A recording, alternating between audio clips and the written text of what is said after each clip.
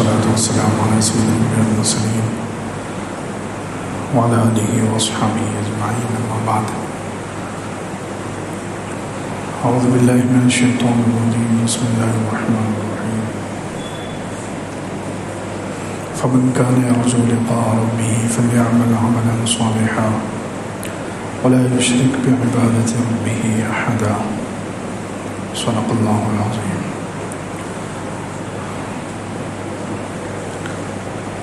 اللهم صل على سيدنا محمد وعلى آل سيدنا محمد وبارك وسلم. اللهم صل على سيدنا محمد وعلى آل سيدنا محمد وبارك وسلم. اللهم صل على سيدنا محمد وعلى آل سيدنا محمد وبارك وسلم.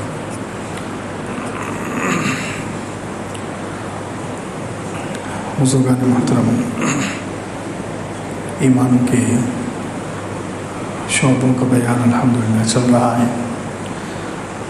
44 شعبے بیان ہو چکے ہیں.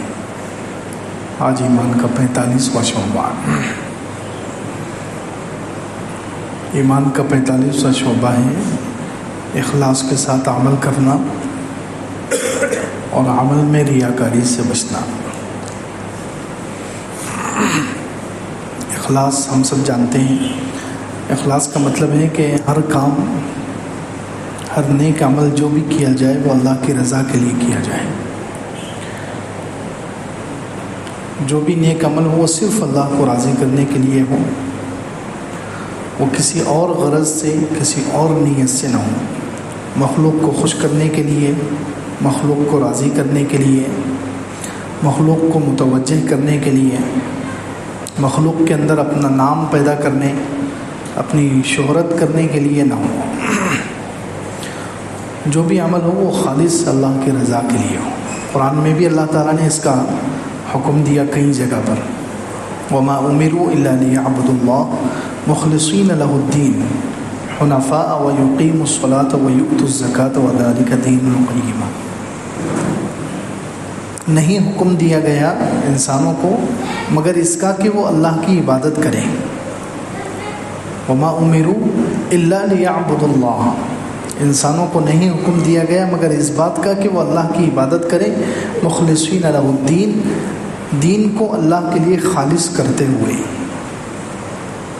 دین کو اللہ کے لیے خالص کرتے ہوئے، یعنی دین کا کوئی بھی عمل دنیا کے لیے نہ کریں، دنیا کی نیت سے نہ کریں. دین پورا کے پورا وہ خالص اللہ کے لیے کریں.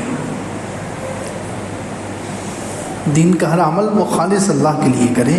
یہ انسانوں کو اللہ تعالیٰ نے حکم دیا ہے. اسی طرح دوسری جگہ فرمایا وَسَيُجَنَّبُهَا الْأَتْقَى. ان قریب بچ جائے گا جہنم سے وہ آدمی جو متقی پرہیزگار ہوگا. الَّذِي يُؤْتِي مَالَهُ يَتَزَكَّى. جو اپنا مال خرچ کرتا ہے اپنی صفائی کے لیے، اپنے تزکیے کے لیے. وَمَا لِأَحَدٍ عِندَهُ مِن نِعْمَةٍ تُجْزَى. اور کسی کا اس پر احسان نہیں ہے کہ وہ بدلہ چکانے کی نیت سے خرچ کر رہا ہو. إِلَّا ابْتِغَاءَ وَجْهِ رَبِّهِ الْأَعْلَى. مگر یہ کہ وہ یہ خرچ کر رہا ہے صرف اللہ کی رضا کے لیے جو سب سے اونچا ہے. مفسرین کہتے ہیں کہ یہ آیتیں حضرت ابوبکر رضی اللہ عنہ کے بارے میں نازل ہوئی، لیکن ان آیتوں میں اخلاص سکھایا گیا ہے، اخلاص بتایا گیا ہے کہ حضرت ابوبکر رضی اللہ عنہ نے جو خرچ کیا ہے وہ صرف اللہ کے لیے کیا ہے. تو سارے امت کو اس کے اندر پیغام دیا گیا ہے کہ جہنم سے بچنا ہے تو اخلاص والا عمل، اللہ کی رضا کے لیے کیا جانے والا عمل چھوٹا سے چھوٹا بعض مرتبہ بہت بڑا ہو جاتا ہے اخلاص کی وجہ سے. اخلاص کی وجہ سے بعض مرتبہ ظاہر میں کوئی عمل چھوٹا نظر آتا ہے، لیکن چونکہ وہ اللہ کے لیے کیا گیا ہے تو اس میں وزن پیدا ہو جاتا ہے، اس میں وزن پیدا ہو جاتا ہے. جیسے حدیث پاک کا مشہور واقعہ کہ ایک فاحشہ عورت نے کتے کو پانی پلا دیا. اب کتنا معمولی عمل ہے ظاہر میں دیکھا جائے تو، فرض نماز اس سے کتنی بڑی ہے، روزہ اس سے کتنا بڑا ہے، حج اور زکوٰۃ اس سے کتنا آگے ہے. کتے کو پانی پلا دیا. کسی انسان کی اس نے خدمت نہیں کی، ماں باپ کی خدمت نہیں کی، پڑوسی کی خدمت نہیں کی، جن کے حقوق اللہ کے رسول صلی اللہ علیہ وسلم نے بتائے ہیں، شریعت میں بتایا کہ ان میں سے کسی کی خدمت نہیں کی، ایک کتے کی خدمت کر لی، اس کو پانی پلا دیا، لیکن چونکہ وہ عمل اس نے اللہ کے لیے کیا تھا، وہاں کوئی اس کو دیکھ رہا نہیں تھا، وہ جنگل تھا، وہاں کوئی اس کی رپورٹ کرنے والا، اس کو پھیلانے والا کوئی بھی نہیں تھا، اس فاحشہ عورت نے وہ عمل اللہ کی رضا کے لیے کر لیا، اسی پر اس کی بخشش ہو گئی۔ تو دیکھیں اخلاص کی وجہ سے عمل میں وزن پیدا ہو جاتا ہے، اخلاص کی وجہ سے عمل میں جان پیدا ہو جاتی ہے، وزن پیدا ہو جاتا ہے۔ اسی لیے اللہ تعالیٰ نے سورہ کہف کی جو آخری آیت ہے اس میں فرمایا فَمَنْ كَانَ يَرْجُو لِقَاءَ رَبِّهِ فَلْيَعْمَلْ عَمَلًا صَالِحًا وَلَا يُشْرِكْ بِعِبَادَةِ رَبِّهِ أَحَدًا، جو اپنے رب سے ملاقات کی امید رکھتا ہو، جو بھی مسلمان اللہ سے ملاقات کی امید رکھتا ہو، اللہ سے ملاقات کا اس کو یقین ہو، فَلْيَعْمَلْ عَمَلًا صَالِحًا، اسے چاہیے کہ نیک عمل کرے، وَلَا يُشْرِكْ بِعِبَادَةِ رَبِّهِ أَحَدًا، اور اپنے رب کی عبادت میں کسی کو شریک نہ کرے۔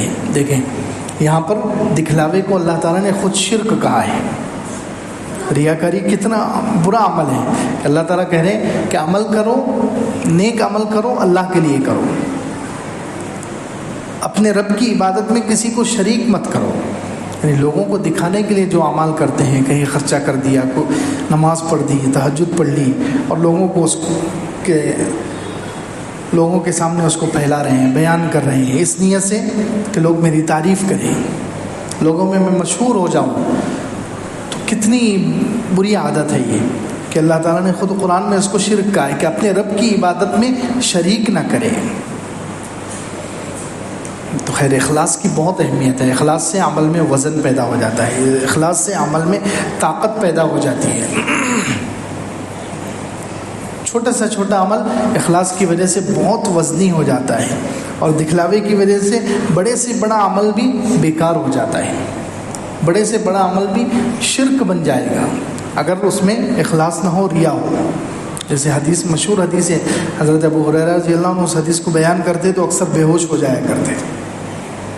حضرت ابو ہریرہ رضی اللہ عنہ جو اس حدیث کے راوی ہیں، وہ جب اس حدیث کو بیان کرتے تھے تو بے ہوش ہو جاتے تھے اللہ کے خوف کی وجہ سے کہ قیامت کے دن 3 آدمیوں کو لایا جائے گا، سب سے پہلے ایک شہید کو، ایک عالم کو، ایک مالدار کو، اور ان کا سب سے پہلے حساب ہوگا، ان سے پوچھا جائے گا، شہید سے پوچھا جائے گا کہ تو کیوں شہید ہوا۔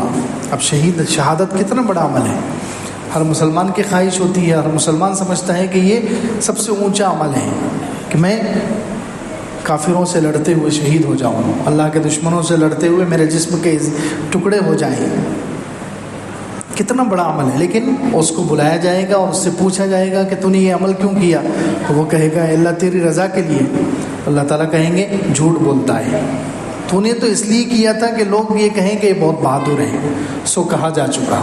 تو نے جس نیت سے کیا تھا وہ تیری نیت پوری ہو گئی، لوگوں میں شہرت ہو گئی، اب تیرا ٹھکانہ جہنم میں، اس کو جہنم میں ڈال دیا جائے گا۔ اسی طرح عالم کو لایا جائے گا، مالدار کو لایا جائے گا۔ تو خیر یہ ریاکاری دیکھیں، اتنے بڑے بڑے اعمال ہیں ان کے پاس، لیکن اخلاص نہیں ہے، اللہ کی رضا کے لیے عمل نہیں کیا، دنیا کے لیے کیا، مخلوق کو دکھانے کے لیے کیا، تو اتنے بڑے بڑے اعمال بھی جہنم میں لے جانے کا ذریعہ بن رہے ہیں۔ تو اس لیے ہر مسلمان کو چاہیے کہ وہ ایمان کا یہ شعبہ اپنے اندر پیدا کرے، اخلاص پیدا کرے، ہر عمل اللہ کی رضا کے لیے کرے، ہر عمل میں اپنی نیت کو ٹٹولے، نیت کو جانچے، نیت کو پرکھے، نیت کے ساتھ عمل کرے اور خالص اللہ کی رضا کی نیت کرے۔ اللہ تعالیٰ تو دلوں کے بھید جانتے ہیں۔ دنیا کو انسان دھوکہ دے سکتا ہے، دنیا کے سامنے بناوٹ کر سکتا ہے، دنیا کے سامنے اپنی چرب زبانی اور اپنی زبانی صلاحیت کے ذریعے سے لوگوں کو مطمئن کر سکتا ہے، لیکن اللہ رب العزت تو دل کو جانتے ہیں، دل میں کس کے اخلاص ہے یا نہیں ہے، دل میں جو عمل کر رہا ہے وہ اللہ کے لیے کر رہا ہے یا نہیں کر رہا ہے، یہ اللہ تعالیٰ کے پاس یہ دل چیک کیا جائے گا۔ وَحُصِّلَ مَا فِي الصُّدُورِ، جو سینوں میں ہے اس کو چیک کیا جائے گا، دل میں کتنا اخلاص ہے، کتنا ایمان ہے۔ تو اس لیے ہر عمل صرف اللہ کی رضا کے لیے کرنا چاہیے، اخلاص پیدا کرنے کی کوشش کرنی چاہیے، اخلاص کے بغیر عمل بیکار ہے۔ اخلاص کے بغیر عمل میں وزن ہی پیدا نہیں ہوتا۔ اسی لیے اللہ رب العزت نے قرآن میں جو کہا کہ شیطان کو جب نکالا گیا، شیطان کو جب اللہ تعالیٰ کے دربار سے نکالا گیا، اللہ تعالیٰ نے اس کو راندہ درگاہ کر دیا، اپنے دربار سے نکال دیا، تو اس نے کہا کہ میں قسم کھا کر کہا کہ میں تیرے بندوں کو بہکاؤں گا، لآتینہم من بین ایدیہم ومن خلفہم وعن ایمانہم وعن شمائلہم، آگے پیچھے دائیں بائیں سے آ کر میں انسانوں کو بہکاؤں گا، لأغوینہم اجمعین، میں سب کو گمراہ کرنے کی بھرپور کوشش کروں گا، لیکن الا عبادک منہم المخلصین، مگر جو اخلاص والے ہوں گے، اللہ کے لیے جو عمل کرنے والے ہوں گے، شیطان خود کہہ رہا ہے کہ ان پر میرا بس نہیں چلے گا، ان پر شیطان کا زور نہیں چلتا، جو اللہ کے لیے عمل کرتے ہیں۔ اخلاص کی وجہ سے اللہ تعالیٰ انسان کے اندر ایسی طاقت پیدا کرتے ہیں کہ شیطان اس کو بہکا نہیں سکتا۔ اسی لیے حدیث میں فرمایا کہ یہ مخلصین ہدایت کے چراغ ہیں، مخلصین ہدایت کے چراغ ہیں، ان سے ہدایت پھیلتی ہے، مخلصین ہدایت کے چراغ ہیں، ان سے ہدایت پھیلتی ہے۔ اولئک مصابیح الدجی تتجلی بہم کل فتنۃ ظلماء، ہر اندھیرے والا فتنہ ان کی وجہ سے ختم ہو جاتا ہے، ان کی برکت سے، اخلاص کی وجہ سے۔ تو اخلاص بہت زبردست عمل ہے، اس کی وجہ سے اس کا یہ کتنا بڑا فائدہ ہے کہ آدمی شیطان کے حملوں سے محفوظ ہو جاتا ہے، شیطان خود ایسے لوگوں کے سامنے بے بس ہو جاتا ہے۔ اسی لیے مسلم شریف کی حدیث میں ہے کہ دیکھو اخلاص سے عمل انسان کو کہاں سے کہاں پہنچا دیتا ہے۔ بنی اسرائیل میں ایک آدمی تھا، وہ ایک مرتبہ اپنے گھر سے نکلا، کسی دوسرے گاؤں میں جا رہا تھا اپنے دوست سے ملاقات کے لیے، اس کا مسلمان دوست تھا، مسلمان دوست سے ملاقات کے لیے جا رہا تھا، تو اللہ تعالیٰ نے فرشتے کو بھیجا انسانی شکل میں، فرشتے کو بھیجا اللہ تعالیٰ نے انسانی شکل میں، فرشتہ آیا اور اس کے پاس آ کر اس کو راستے میں روکا، راستے میں اس کو روک کر پوچھا کہ کہاں جا رہے ہو؟ تو اس نے کہا کہ میں فلاں گاؤں میں جا رہا ہوں اپنے ایک دوست سے، مسلمان دوست سے ملاقات کے لیے۔ تو فرشتے نے کہا کہ تیری اس سے کوئی رشتہ داری ہے، کوئی قرابت ہے؟ تو اس نے کہا نہیں، رشتہ داری نہیں، بس مسلمان ہے، اللہ کے لیے، اللہ کا ولی ہے، دوست ہے، تو مجھے اللہ کے لیے اس سے محبت ہے، میں جا رہا ہوں اس سے ملاقات کے لیے۔ تو فرشتے نے پوچھا کہ اچھا کچھ پیسہ لینا دینا ہے، کچھ تمہارا لین دین ہے، کچھ پیسہ لینا ہے، کوئی دنیاوی غرض؟ تو اس نے کہا کہ نہیں، میں صرف اللہ کی رضا کے لیے، وہ مسلمان ہے، اللہ کا ولی، اللہ کا دوست ہے، مجھے معلوم ہے نیک آدمی ہے، میں اللہ کے لیے اس سے ملاقات کرنے کے لیے جا رہا ہوں۔ تو فرشتے نے فوراً کہا کہ دیکھ میں فرشتہ ہوں، اللہ نے مجھے بھیجا ہے خوشخبری دینے کے لیے کہ تو جب اس بندے سے صرف اللہ کے لیے محبت کرتا ہے تو آج سے اللہ نے تجھے دوست بنا لیا ہے اور تیرے لیے جنت واجب ہو گئی ہے۔ اب بتائیے کون سا بڑا عمل ہے، لیکن اخلاص ہے، اور صرف ایک مسلمان بھائی سے ملاقات کے لیے جا رہا ہے۔ آج کل تو اخلاص بالکل ہمارے اندر سے نکل ہی گیا ہے، ہم بڑے بڑے اعمال کر لیتے ہیں لیکن نیت ہی نہیں کرتے، اللہ کی رضا کی نیت، کسی کی عیادت کے لیے جا رہے ہیں، کسی سے ملاقات کے لیے جا رہے ہیں، رشتہ داروں سے ملنے کے لیے جا رہے ہیں، تو ہم نیت ہی نہیں کرتے، بس چلے جاتے ہیں، جا کر آ گئے، عیادت کے لیے جا کر آ گئے، اور رشتہ داروں سے مل کر کئی دن رہ کر آ گئے، لیکن نیت نہیں کی ہے۔ حالانکہ یہ عمل بھی اگر صحیح نیت سے ہو جائے، اخلاص سے ہو جائے، اللہ قبول کر لے تو یہی جنت کے لیے کافی ہے۔ اللہ کو خوش کرنے کے لیے، دیکھو صرف ملاقات کے لیے جا رہا ہے وہ بندہ، اور صحیح حدیث ہے مسلم شریف میں، صرف اللہ کی رضا کے لیے وہ ملاقات کے لیے جا رہا تھا ایک مسلمان سے، کوئی رشتہ داری بھی نہیں ہے اس کی، لیکن اللہ کی رضا کے لیے جا رہا تھا، تو اللہ رب العزت نے کتنا بڑا اس کو اعزاز دے دیا کہ اللہ نے اس کو دوست بنا لیا ہے اور جنت اس کے لیے واجب ہو چکی ہے۔ اس لیے ہر عمل میں اخلاص، ہر عمل صرف اللہ کی رضا کے لیے، دنیا کے لیے نہیں، کسی اور کے لیے نہیں۔ تو اخلاص والوں کی پھر اللہ تعالیٰ حفاظت بھی کرتے ہیں۔ کیسے کیسے لوگ گزرے جو اخلاص سے کتنے بڑے بڑے انہوں نے کام کیے، کیسے اعمال کر کے چلے گئے اخلاص سے، اللہ کی رضا کے لیے کرنے والے۔ حضرت سعد بن ابی وقاص رضی اللہ عنہ نے جب مدائن فتح کیا، ایران کا جو کیپٹل تھا، ایران کی راجدھانی، اور اندازہ لگائیے وہاں کتنا سارا مال اور سونا اور چاندی سب مسلمانوں کے ہاتھ میں آیا۔ تو جب وہ قادسیہ کی جنگ فتح ہوئی تو وہاں ایرانیوں کا جو بادشاہ تھا وہ بھی مر گیا۔ تو کچھ دنوں کے بعد، وہ لڑائی کے کچھ دنوں کے بعد، حضرت سعد بن ابی وقاص رضی اللہ عنہ کے پاس ایک مسلمان آیا، ایک صحابی ہوں گے، کوئی مسلمان آئے اور چہرے پر ان کے کپڑا لپیٹا ہوا تھا، چہرہ انہوں نے ڈھانپا ہوا تھا۔ وہ آئے اور آ کر انہوں نے حضرت سعد بن ابی وقاص رضی اللہ عنہ کے سامنے سونے کا تاج رکھ دیا۔ سونے کا تاج جو بادشاہ اپنے سر پر پہنتے ہیں، سونے کا تاج، اس میں بہت قیمتی ہیرے موتی لگے ہوئے تھے۔ تو وہ اس صحابی نے آ کر حضرت سعد بن وقاص رضی اللہ عنہ کے سامنے پھینک دیا۔ ظاہر سے تو لگ رہا ہے کہ وہ بہت غریب تھے، ظاہر میں ان کے کپڑے وغیرہ سے لگ رہا ہے کہ وہ بہت غریب آدمی ہیں، لیکن انہوں نے وہ تاج لا کر رکھ دیا۔ سعد بن ابی وقاص رضی اللہ عنہ حیرت سے دیکھ رہے ہیں اس کو کہ سونے کا تاج اس کو ملا ہے اور اس نے لا کر رکھ دیا۔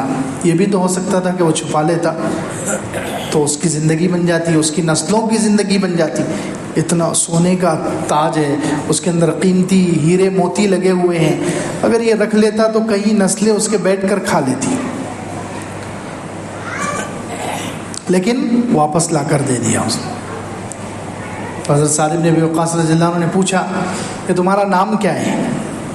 تمہارا نام کیا ہے؟ تمہارا نام بتاؤ۔ تو انہوں نے کیا پیارا جواب دیا، انہوں نے کہا جس ذات کے لیے میں نے یہ عمل کیا ہے وہ میرا نام جانتا ہے، تمہیں بتانے کی ضرورت نہیں ہے۔ یہ دیکھو اخلاص، جس ذات کے لیے میں نے یہ عمل کیا ہے وہ میرا نام جانتا ہے، مجھے تمہیں نام بتانے کی کیا ضرورت ہے؟ جس اللہ کے لیے میں نے کیا ہے وہ اللہ جانتا ہے، بس چلے گئے۔ اتنا بڑا تاج لیکن لا کر رکھ دیا،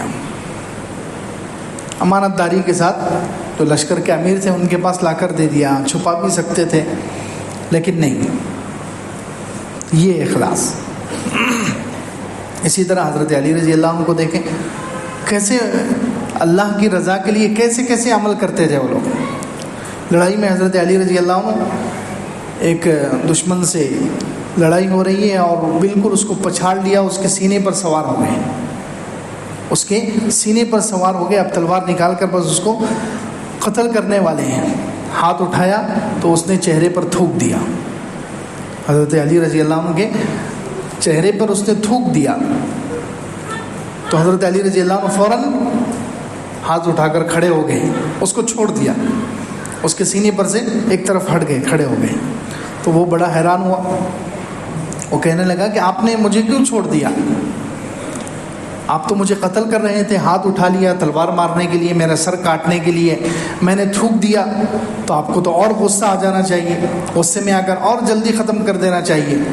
لیکن سبحان اللہ، صحابہ کی دیکھیں کیا ان کی گرفت ہے، کیسا علم ہے ان کا، اور اس نازک وقت میں بھی کیسے وہ اپنے دل کی نگرانی کر رہے ہیں۔ کیسا وقت ہے، ایک دشمن کے سینے پر بیٹھے ہوئے ہیں، تلوار اٹھا کر لڑائی ہو رہی ہے، ایسے وقت میں کہاں انسان سوچتا ہے۔ تو حضرت علی رضی اللہ عنہ نے کہا کہ نہیں، میں پہلے جب تلوار اٹھایا تھا مارنے کے لیے تو وہ میں اللہ کی رضا کے لیے تجھے مار رہا تھا، کیونکہ جہاد میں ہوں میں، کافروں کو مارنا لڑائی کے وقت جب لڑائی چل رہی ہے وہ مار رہا ہوں، وہ اللہ کی رضا کے لیے ہوتا ہے۔ ایک مجاہد جو ہے اپنے نفس کے لیے یا اپنا ملک بڑھانے کے لیے یا کسی کا پیسہ چھیننے کے لیے یہ نیت سے تھوڑی لڑتا ہے، وہ تو اللہ کی رضا کے لیے لڑتا ہے۔ تو جب میں تجھے مار رہا تھا اللہ کی رضا کے لیے مار رہا تھا، لیکن جیسے ہی تو نے تھوک دیا تو میں الگ ہو گیا، کیونکہ اب اس میں میرے نفس کا غصہ شامل ہو گیا۔ اب اگر میں ماروں گا تو وہ اللہ کی خالص اللہ کی رضا کے لیے نہیں ہوگا، آدھا اللہ کے لیے آدھا اپنا بدلہ لینے کے لیے، اس لیے میں نے چھوڑ دیا۔ ایسے وقت میں بھی ان کو یہ خیال ہے کہ یہ عمل اللہ کے لیے ہو رہا ہے کہ نہیں ہو رہا ہے۔ اس عمل کی وجہ سے اس کو ہدایت مل گئی، اس نے ایمان قبول کر لیا۔ تو خیر، اللہ کی رضا کے لیے عمل، جو بھی عمل کیا جائے۔ عبداللہ ابن مبارک رحمۃ اللہ علیہ ملک شام کے ایک شہر سے گزر رہے ہیں، ہمیشہ ان کی عادت تھی، وہ ترسوس ایک شہر تھا ملک شام میں، عبداللہ ابن مبارک رحمۃ اللہ علیہ جو بہت بڑے محدث ہیں، تو وہ ہمیشہ ترسوس شہر سے گزرتے تھے، وہاں ان کی مجلس ہوتی تھی، حدیث کی مجلس، بہت سارے لوگ ان کے شاگرد تھے، وہاں حدیث بیان کرتے اور آگے چلے جاتے، ہمیشہ ان کی عادت تھی۔ تو ان کی مجلس میں ایک نوجوان آتا تھا، اس شہر کا ایک نوجوان تھا جو ان سے بہت محبت کرتا تھا، اور وہ جب بھی وہ وہاں مجلس کرتے تو وہ نوجوان اس میں شریک رہتا۔ اب ایک مرتبہ عبداللہ بن مبارک رحمۃ اللہ علیہ اس شہر سے گزرے تو وہاں مجلس لی، انہوں نے حدیث کی مجلس لگائی، وہ نوجوان نظر نہیں آیا، تو انہوں نے لوگوں سے پوچھا کہ وہ نوجوان کہاں ہے جو بہت محبت سے ملتا تھا، بہت اچھے سے حدیث کا بہت شوق تھا اس کو، آج وہ نظر نہیں آیا۔ تو ان لوگوں نے کہا کہ اس نوجوان کو پولیس نے پکڑ لیا، جیل میں ہے وہ۔ تو بولے جیل میں کیوں ہے؟ تو انہوں نے کہا کہ اس پر کسی کا 10,000 درہم قرضہ تھا، اس نوجوان پر کسی کا 10,000 درہم قرضہ ہو گیا۔ اب وہ بہت دن گزر گئے، اس نے قرضہ ادا نہیں کیا، اس کے پاس پیسے نہیں تھے بیچارے کے پاس، اسباب بنے نہیں تو اس نے ادا نہیں کیا۔ تو جس کا قرضہ تھا اس نے قاضی کے پاس جا کر اس پر کیس کر دیا، مقدمہ دائر کر دیا۔ تو قاضی نے اس کو بلایا اور پکڑ کے جیل میں ڈال دیا کہ جب تک تمہارا قرضہ ادا نہیں ہوگا، تم اس کا قرضہ ادا نہیں کرو گے، تمہیں جیل سے نہیں چھوڑا جائے گا۔ اب دیکھیں عبداللہ ابن مبارک رحمۃ اللہ علیہ کا صرف اس سے دینی ایک تعلق ہے کہ وہ ان سے حدیثیں سنتا ہے۔ تو عبداللہ ابن مبارک رحمۃ اللہ علیہ نے اس آدمی کو تلاش کیا، اسی دن پورا دن بھر تلاش کرتے رہے، رات کے وقت وہ آدمی ملا جس کا قرضہ تھا، تو اکیلے میں اس کو لے کر گئے، 10,000 درہم اپنے پاس سے ادا کیے اس کو، اور اس سے وعدہ لیا کہ جب تک میرا انتقال نہ ہو جائے کسی کو بتانا نہیں، خاص طور سے اس نوجوان کو معلوم نہیں ہونا چاہیے کہ اس کا قرضہ کس نے ادا کیا ہے، اس کو کس نے جیل سے چھڑایا ہے۔ یہ لو تمہارے 10,000، اب کل صبح جانا اور قاضی کو کہنا کہ اس کے پیسے ادا ہو گئے، کسی نے اس کا قرضہ ادا کر دیا، اس کو چھوڑ دو۔ اور راتوں رات وہاں سے نکل کر آگے چلے گئے۔ عبداللہ بن مبارک رحمۃ اللہ علیہ اس کا قرضہ ادا کیا اور راتوں رات آگے بڑھ گئے۔ اب صبح ہوئی، وہ آدمی گیا قاضی کے پاس گیا، قاضی سے کہا کہ یہ نوجوان کو چھوڑ دو، اس کا قرضہ اس کے طرف سے کسی نے قرضہ دے دیا ہے۔ تو وہ نوجوان باہر آیا، باہر آنے کے بعد اس کو معلوم ہوا کہ میرے استاد آئے تھے عبداللہ بن مبارک رحمۃ اللہ علیہ، کل آئے تھے، آج آگے کے گاؤں گئے ہیں۔ تو وہ محبت میں اگلے گاؤں چلا گیا اور وہاں جا کر ملاقات کی اس نے۔ تو عبداللہ بن مبارک نے پوچھا کہ تم کہاں تھے؟ اس نے کہا کہ میں ایسے جیل میں، پورا واقعہ سنایا۔ تو عبداللہ بن مبارک نے اس کو پوچھا کہ تمہارا قرضہ کس نے ادا کیا؟ تو اس نے کہا مجھے نہیں معلوم، کوئی اللہ کا بندہ تھا، وہ ادا کر کے چلا گیا۔ زندگی بھر اس کو معلوم ہی نہیں ہوا کس نے قرضہ ادا کیا ہے۔ دیکھو یہ ہے چھپ کر نیکی کرنے والے، چھپ کر عمل کرنے والے۔ اور حدیث میں ہے کہ ایسے چھپ کر صدقہ دینا کہ سیدھا ہاتھ خرچ کرے تو بائیں ہاتھ کو خبر نہ ہو، یہ ایسا عمل ہے کہ اللہ کے عرش کا سایہ دلائے گا۔ عرش کے سائے میں رہنے والے جو 7 لوگ ہیں ان میں سے ایک یہ شخص ہے جو چھپ کر صدقہ کرے، جو چھپ کر اللہ کے لیے خرچ کرے۔ خیر اخلاص بہت بڑا عمل ہے، اخلاص بہت بڑا عمل ہے، ہر عمل اللہ کی رضا کے لیے کرنا چاہیے، یہ ایمان کا تقاضا ہے، ایمان کا ایک اہم شعبہ ہے کہ مسلمان جب بھی کوئی کام کرے نیت کرے اور صرف اللہ کی رضا کی نیت کرے، کسی مخلوق کو راضی کرنے کی نیت نہ کرے۔ مخلوق کے لیے نیت کی جائے گی تو دکھلاوا ہوگا، اور یہ بھی ایک طریقے کا شرک ہے، اس کو شرک کہا گیا قرآن میں بھی اللہ رب العزت نے اور حدیث میں بھی اللہ کے رسول صلی اللہ علیہ وسلم نے۔ اس لیے اخلاص کو اختیار کرنا چاہیے، اخلاص اپنے اندر پیدا کرنے کی کوشش کرنی چاہیے کہ ہمارا جو بھی عمل ہو وہ اخلاص کے ساتھ ہو۔ اخلاص کی وجہ سے عمل میں وزن پیدا ہوگا، عمل میں جان پیدا ہوگی، اخلاص کی وجہ سے عمل قبول ہوگا، اور عمل جب قبول ہوگا تو اخلاص کے اعمال کی برکت سے اللہ تعالیٰ بعض مرتبہ انسان کو ایسی مصیبت سے بچا لیتا ہے انسان سوچ بھی نہیں سکتا۔ وہ صحیح حدیث میں 3 نوجوانوں کا جو واقعہ ہے، بنی اسرائیل کے 3 نوجوان غار میں پھنس گئے اور تینوں نے وہاں اپنے اعمال کا واسطہ دے کر دعا کی ہے، تو ان تینوں نے جو ہے یہ لفظ کہا کہ اللہ یہ عمل میں نے کیا تھا، اگر یہ عمل تیری رضا کے لیے کیا تھا تو یہ چٹان ہٹ جائے، تو اللہ تعالیٰ نے چٹان ہٹا دی۔ دیکھیے کتنی بڑی مشکل میں وہ لوگ پھنسے ہوئے ہیں، چٹان آ کر غار کے منہ پر لگ گئی اور غار کا منہ بند ہو گیا۔ بظاہر ان کو اپنی بچنے کی کوئی شکل نظر نہیں آ رہی، ان کو اپنے بچنے کی کوئی شکل نظر نہیں، سامنے موت نظر آ رہی ہے، اتنی بڑی پریشانی میں گھر گئے۔ لیکن تینوں کے پاس ایک ایک عمل تھا اخلاص والا، تینوں کے پاس ایک ایک عمل تھا اخلاص والا، انہوں نے اللہ کے لیے عمل کیا تھا وہ، اور اس عمل کے واسطے سے انہوں نے دعا کی ہے تو اللہ تعالیٰ نے ان کو بچا لیا۔ خود بخود چٹان ہٹ گئی اللہ کی طرف سے اور وہ تینوں باہر آ گئے. تو دیکھیں اخلاص والے عمل میں کتنی طاقت ہوتی ہے.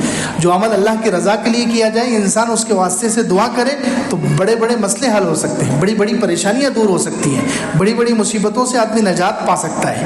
تو اس لیے ہر عمل کو اللہ کی رضا کے لیے کرنا چاہیے, اہتمام کرنا چاہیے. عمل سے پہلے نیت کریں, صرف اللہ کی رضا کے لیے کریں. اللہ رب العزت ہم سب کو عمل کی توفیق عطا فرمائے.